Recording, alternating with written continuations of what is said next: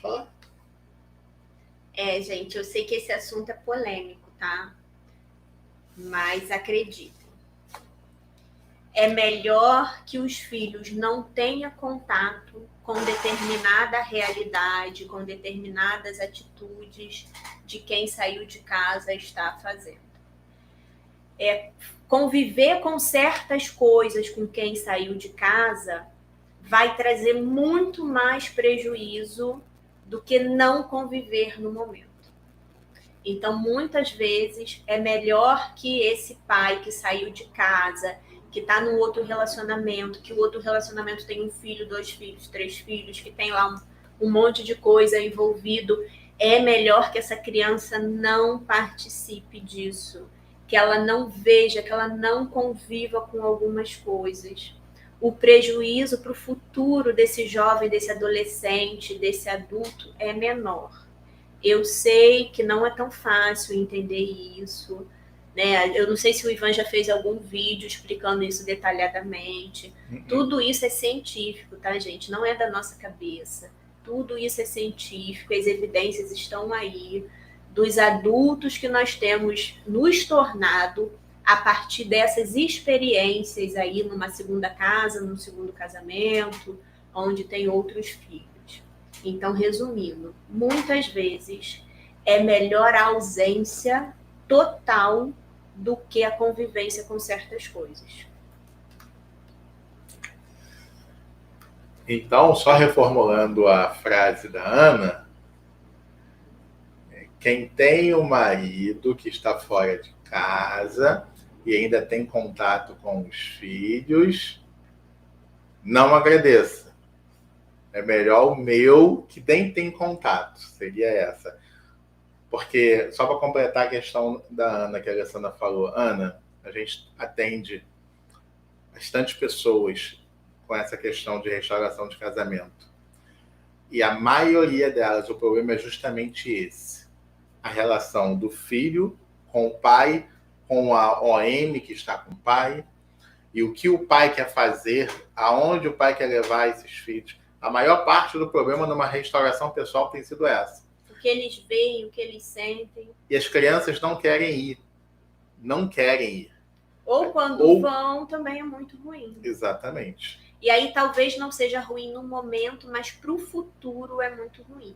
E fora esse universo, né, da restauração, os adultos que a gente atende, que a gente identifica raízes, origem nessas situações isso, que né? eles viveram há 20 anos atrás, há 30 anos atrás. Porque, por incrível que pareça, essa questão do deserto não é uma questão nova. Verdade, nossos avós viveram isso. Você já viveu quando criança? Sim, nossos bisavós viveram isso. Não é uma questão nova. A questão é que hoje nós temos muito mais conhecimento do que os nossos avós e dos nossos bisavós, etc. Porém, isso não é novo e a gente colhe hoje o resultado de crianças que viveram essa situação. A gente atende aqui muitos adultos que a origem é origem nessa segunda casa, nesse segundo casamento, com a questão dos filhos, com toda essa questão envolvida. E olha a cabeça dessa criança como é que fica. Ela quer o pai, mas ela não quer a companhia que o pai quer impor a ela. E aí ela diz pro pai, não quero ir só quero ir com o senhor. O pai diz, não, tem que ir com todo mundo. Aí a criança precisa escolher entre se privar de sair com o pai ou ter uma companhia que ele não quer. É muito difícil, é muito complicado. E às vezes a criança vai sem falar que não quer, porque no íntimo da criança ela só quer estar com o pai, não importa as circunstâncias. Então ela vai, independente do que vai acontecer lá. E as coisas que acontecem vai trazer muito prejuízo para ela na adolescência, na fase adulta, no marido que ele vai ser, na esposa que vai ser, no profissional que vai ser. Muita coisa de ruim é gerado nesse nível de convivência. E isso é bíblico, tá, gente? Além de cientificamente, né? Além da gente ter várias situações assim, isso é bíblico. Agora, a gente sabe também que criança está sem nenhuma convivência com o pai, que a criança também sofre. Sim. É um outro tipo de sofrimento, ela também sofre. Mas a gente quer frisar bem, Ana, para você, é que, acredite, esse sofrimento com a ausência é menor do que é menor no sentido de vai gerar dano, né? Os menos danos dano são menores do que uma convivência com essa confusão de outra mulher, outros irmãozinhos que nem irmãos são, que as crianças acabam sendo submetidas. Tá bom? A questão do meu marido deu ser mais bem sucedido. Todo mundo sabe que eu e Ivan, a gente tem algumas formações em teologia também, né? Então, nessas formações, com pessoas envolvidas em teologia, eu fiz uma formação com um homem que é um grande nome no cenário nacional, né, que é um homem assim que traz uma contribuição imensa para o cristianismo no Brasil, para o evangelho dentro do Brasil. Então, nós fizemos ali, algum tempo atrás, uma formação com ele. E aí, dentro de um tema específico que ele estava falando, dentro de uma palestra, ele estava falando a respeito da mulher virtuosa. E ele falou assim, a mulher virtuosa, a mulher de Deus, ela é uma mulher de Deus quando ela cumpre o propósito dela. O propósito de ser esposa, o propósito de ser mãe, o propósito de ser coluna. Se ela não é coluna, se ela não é mãe, se ela não é esposa, ela está um pouco mais distante de Deus do que ela deveria estar. E aquilo soou na minha mente por algumas noites. E aí eu fui buscar, né, eu fui comer versões bíblicas, porque a gente sabe toda a questão das versões bíblicas, né? A gente já sabe disso, que a gente tem que ter muito cuidado. Então eu fui comer várias versões da Bíblia para entender exatamente o fundamento do que ele estava falando. E é isso, gente. É bíblico. Eu acho que ele está sendo, pelo menos nesse momento, coerente com a decisão que ele tomou. A decisão que ele tomou foi: vou me separar, não quero mais, sair de casa, seguiu a vida dele. Vamos entender um processo, Cláudia. A separação ela é ruim em todos os sentidos. Em todos os sentidos a separação é ruim.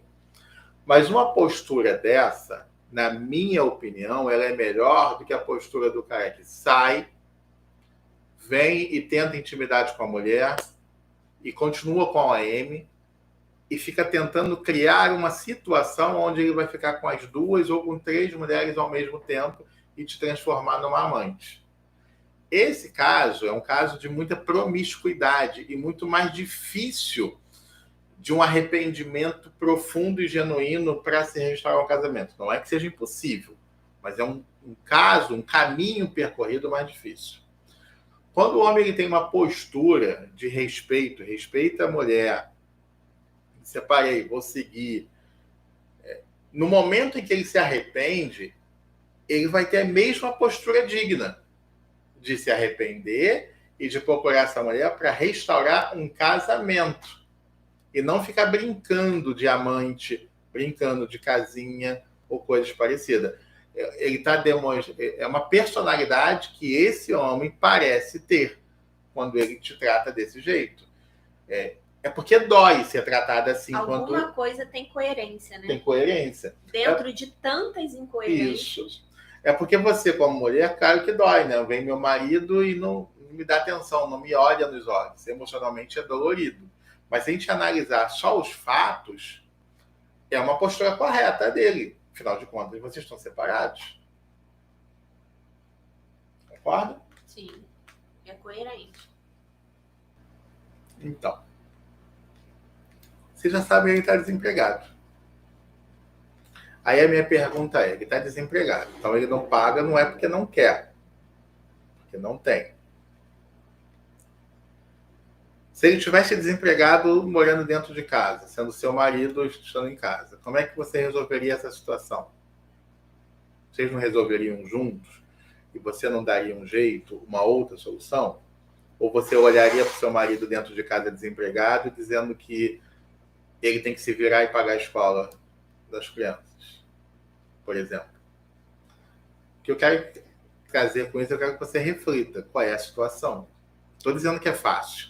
Não estou dizendo mesmo, porque não é. Eu sei que não é. E também você não tem todos os detalhes, né? A gente de repente, não tem todos os ele está detalhes. desempregado, mas ele faz outras coisas, ele gasta com outras coisas, ela tem conhecimento, né? É. Depende de todo o detalhe envolvido. Mas a questão dele não atender também pode estar muito ligado à vergonha. Não tem o que falar. Ele sabe que você está ligando para ele para cobrar. Ele sabe. E ele não tem o dinheiro, porque ele não está trabalhando. Também não é fácil. E aí eu não estou nem passando a mão na cabeça dele, não, porque ele está no adultério, ele errou, ele está errado. Não estou passando a mão na cabeça. Estou olhando para esta situação. Tá? Porque a nossa posição em Cristo, ela nunca pode ser uma posição de vingança, de maldade. Precisa ser sempre de justiça e de amor. Você tem o direito de receber esse dinheiro, Maria Fernanda. Eu não estou tirando o seu direito. Você tem. Tem acordo. São seus filhos. É responsabilidade os filhos dele. Têm o direito, isso. Né? São os direitos das crianças. É responsabilidade dele pagar. Ponto. Isso é um fato. Agora, além disso, existem as circunstâncias. É tudo que acontece nessa vida que a gente vive. Desemprego, dificuldade, economia, tudo isso que todo mundo passa juntos. E aí, nessas horas difíceis, a gente precisa sempre tomar as decisões justas, melhores, olhando todos os ângulos. Tá? Então, assim, dentro do que eu sei, do que você nos falou, é o que eu consigo te dizer agora. Não tem detalhes, como a Alessandra falou, de quem é ele, do que ele fez, de como ele se comporta em relação a isso. Então é você que tem que analisar, Maria. Maria Fernanda, né? É isso. Um beijo no coração de vocês, uma boa noite e até amanhã. Beijo, pessoal. Tchau, tchau. Até amanhã.